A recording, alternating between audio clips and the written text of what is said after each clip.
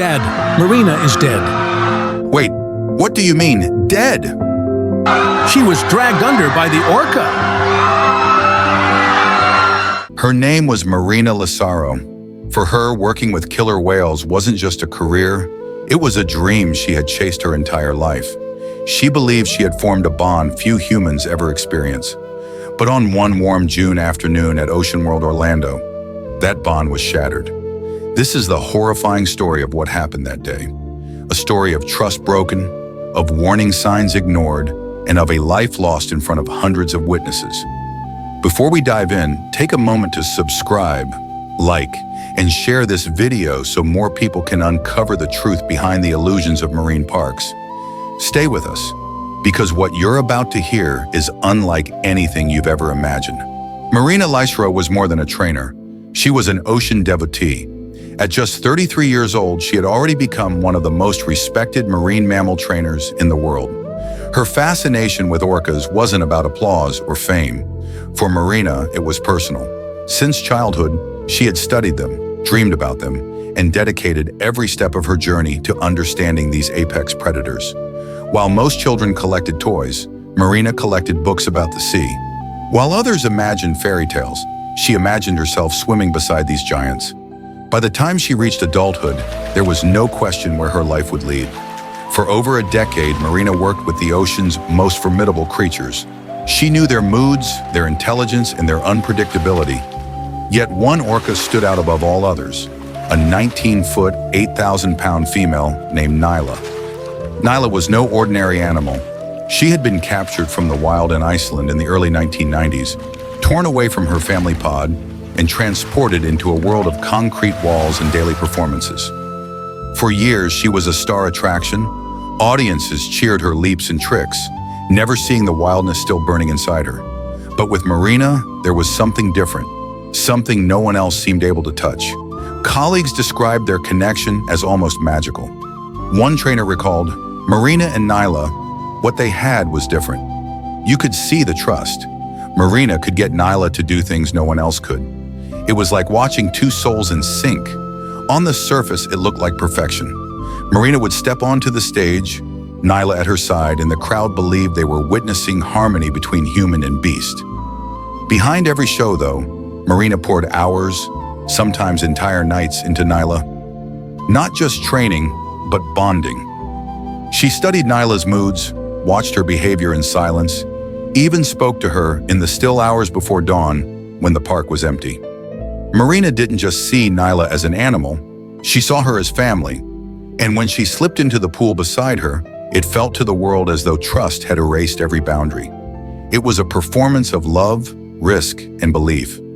But in stories like this, perfection is often only an illusion. And beneath the surface, the bond Marina trusted so deeply was far more fragile than anyone realized. But beneath the spectacle, there were signs.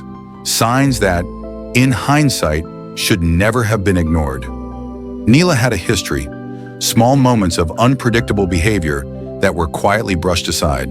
A tail slap here, a refusal to follow cues there.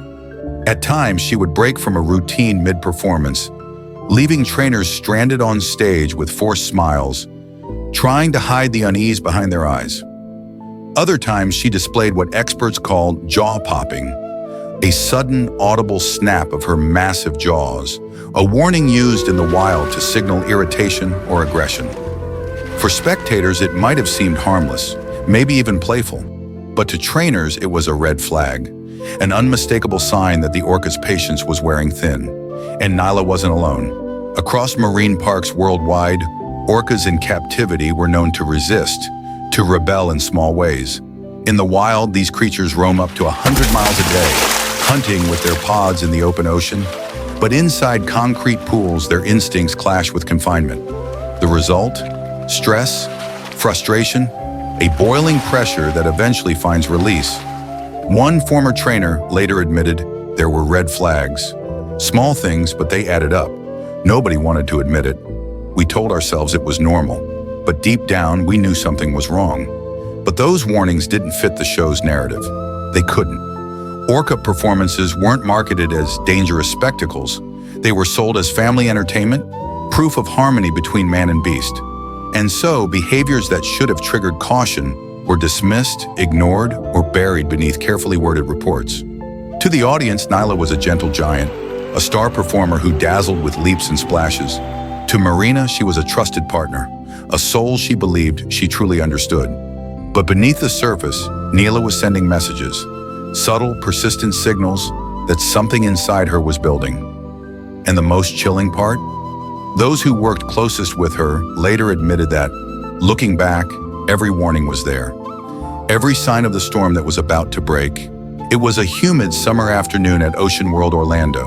Families packed the stadium, eager for the park's most popular attraction, Dances with Giants. At exactly 2:30 p.m., the gates opened and every seat filled. Children leaned over railings, clutching souvenir cups, their faces painted with wide, colorful smiles. Parents snapped photos, expecting nothing more than a joyful memory to take home. The pool shimmered under the bright Florida sun, reflecting a sky as blue as the ocean itself. The music swelled, the announcer's voice boomed across the arena, and the crowd cheered for the stars of the show. Massive, glistening orcas, slicing through the water like shadows of the deep. Backstage, Marina prepared with calm determination. She adjusted her wetsuit, checked her signals one last time, and took a deep breath. Today's performance wasn't just another routine, it included one of her signature moments. Nyla lifting her gracefully out of the water on her rostrum. It was more than just a trick. It was a display of trust, a moment where thousands of eyes could see the unity between human and whale. The strength of the predator balanced against the elegance of the trainer. They had practiced it countless times. For Marina, it was second nature, a routine she trusted completely. But today, something was different. Even before the show began, trainers backstage noticed Nyla moving with hesitation. Her laps around the pool were slower than usual, her responses a beat behind. She surfaced with short, sharp breaths, then sank again into the depths, lingering longer than she typically did. Marina gave the familiar hand signal, the cue she and Nyla had rehearsed hundreds of times. And while Nyla responded, it wasn't with her usual precision. Her movements were slightly delayed, her body language off. To anyone else, these were tiny details, barely noticeable, but to a seasoned trainer, they were signals, quiet warnings. Still, Marina, ever confident, brushed aside the unease. She had worked with Nyla for years. She believed in their bond. She reassured herself with a thought she'd repeated many times. She's just being stubborn. She'll snap out of it. At 2:47 p.m., the moment arrived. Marina extended her arm, signaling Nyla for the lift. The crowd hushed, the music softened, and all eyes locked on the glistening black and white giant circling below. Nyla approached, her dorsal fins slicing through the water. The tension was electric, but the audience saw only magic in the making. Marina positioned herself, ready to rise triumphantly on Nyla's rostrum. The stadium grew silent in anticipation. But then, something changed. Instead of rising smoothly beneath her trainer as rehearsed, Nyla shifted. At first, it seemed playful, a sudden dunk, a harmless splash that drew laughter from the stands. Parents chuckled, children squealed. It looked like part of the act. But beneath the surface, trainers watching knew better. What began as a playful dunk quickly escalated into something far darker. At first, the crowd laughed, believing the splash was part of the act. Parents clapped, children squealed, cameras flashed. To the audience, it looked like Nyla was being playful. But then, Nyla's massive jaws closed around Marina's arm. The force was staggering. The sound of the water broke into chaos as Marina's body jolted forward, yanked toward the depths with terrifying speed. At first, she fought instinctively, kicking, twisting, using every ounce of her strength to break free. Above the surface, the crowd still clapped, uncertain, caught between amusement and confusion. They had no idea the performance they were watching had become a desperate fight for survival. The staff knew instantly. Whistles blew, sharp and frantic. Emergency signals blared through hidden speakers. Trainers sprinted to the poolside, deploying nets, shouting commands, waving signals they had rehearsed countless times. But Nyla wasn't responding. She had locked onto Marina, unyielding, determined, ignoring every cue she had been taught. Dragged beneath the surface, Marina's lungs burned with searing fire. Her arms flailed against the weight of the predator, dragging her down. Seconds stretched like hours in the suffocating dark. Then, she broke through once, gasping for air, her face pale, her eyes wide with terror. The crowd's laughter faltered. Some clapped uncertainly, others sat frozen, realizing something was terribly wrong. And then, in an instant, Nyla yanked her under again. Witnesses later recalled the horror. Some said Marina's body looked small, helpless, tossed about like a rag doll in the grip of a giant. Others remembered the violent churning of the water, frothing red beneath the sunlit surface. Every attempt Marina made to surface was met with the crushing power of the orca's jaws. The sound of her muffled cries mixed with the panicked shouts of trainers on the edge of the pool. For the audience, the illusion was gone. Screams replaced laughter. Parents shielded their children's eyes. Some ran for the exits. Others stood frozen in disbelief, unable to process what they were seeing. And in the center of it all, Nyla thrashed with terrifying force, while Marina, the trainer who had trusted her completely, fought for her life against the very creature she loved most. At 2:48 p.m., Marina surfaced once more, trembling, gasping, still locked in Nyla's grip. Her wetsuit clung to her body, torn by the violent thrashing. For a brief, haunting moment, her eyes met the audience. Witnesses later said it was a look they would never forget. Desperation was written across her face, but her strength was fading. Every kick, every twist of her body grew weaker. The orca's pull was relentless. With a violent motion, Nyla dragged her under again, vanishing into the blue depths. By now, the illusion of performance had shattered. The crowd's cheers had turned to screams. Children clutched their parents, sobbing in confusion. Parents shouted in panic, urging others to get out, some covering their eyes as if that could block out the horror before them. Trainers threw emergency equipment into the water, rescue poles, nets, flotation devices, but nothing worked. The orca ignored every command, every whistle, every desperate signal. At 2:55 p.m., the struggle was over. Marina's limp body broke the surface, released at last.